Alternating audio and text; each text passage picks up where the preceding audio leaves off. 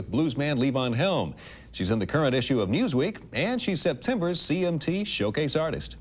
Now we continue our in-depth interview with Wynonna. In part 2 of our series, Wynonna talks to Gail Grasso about whether marriage is in her plans and the decision to keep her baby.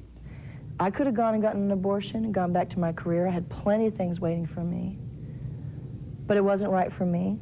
I want to encourage anybody out there who's getting pressure from work or family about an abortion, and they want this child to do what they think is right, in spite of what everybody else says. It's your life. I'm not saying it's the right thing. I'm saying it's my decision about me. You've been saying that you want to do the morally right thing with this child. Does that mean you're going to marry? That means that I want to do the right thing, period. Yeah, I mean, I want to be married. I want to, that's something that I've battled with all my life because I came from, divorce. But I just trying to do the best I can with what I have. So are you telling us you will get married? I'm not telling you that. I'm telling you I'm going to go home and really spend time and talk about it and give it the time that it deserves to think about it. So stay tuned. Should you decide not to marry Arch Kelly, how involved do you want him to be in raising this child? Well, you're asking me a lot of questions I don't know how to answer. We take it a day at a time. I have a great support system, He takes me to the doctor's appointments, and you see all the fathers sitting in the waiting room, and he goes in with me. He's very involved. But past that, we're taking it a day at a time. And I don't want to do things just because everyone's writing me, by the way, telling me what I should do. And I appreciate advice, and I want to do the right thing, but I have to do what's right for me. What kind of pressure are you getting? Well, oh gosh. The pressure is that all my life I've tried to do the right thing, and all my life, I'm supposed to go on and blossom as an artist and then get married and then have children, and it didn't work that way, and I feel a lot of responsibility for that.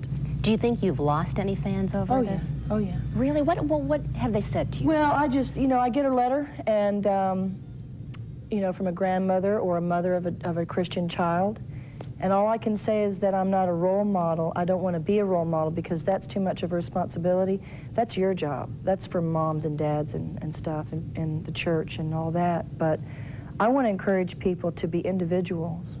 What kinds of encouraging words have you received from fans? I get a lot of advice on, of course, whether or not I should breastfeed or not, whether I should, get married or not. Do you want your baby to be in the spotlight? There's a part of me that's afraid of that just because I know how insecure it is to be in the public eye. And I just hope that they have the spirit that I do and the feistiness to take it, But that's a tough one because I'm very protective already. I don't know how I'll feel about when somebody walks up and pinches its cheeks. I'll probably, that kind of thing.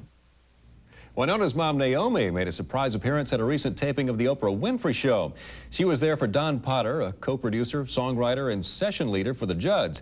But Don thought he was there to give advice about the music business. This is kind of an interesting story. I hope. Well, you know what? Let me just say this. Could I just interrupt the story? Yeah. Because I really am not interested in what the answer is right now. Okay. And the reason is...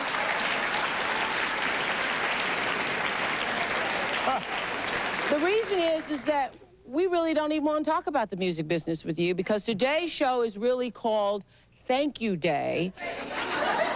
Yeah, we don't even care if you want to say a thing about the music business. And someone who thinks that you're very special and is thankful to you is here to say thanks. After Naomi surprised Don, she explained why she wanted to say thank you to her dear friend. He did something that forever changed our lives. We'd never been in a studio. We're sitting there just scared out of our brains, a couple little hillbilly girls in a lot of trouble, actually. And he started us off with a prayer. He got all the musicians around us, and he said, I'll never forget it as long as I live. He said, Father, we ask that this be pleasing to your ears, and that you use this music to heal these two girls. And from then on, our lives changed. That episode of Oprah is scheduled to air Monday, September 19th.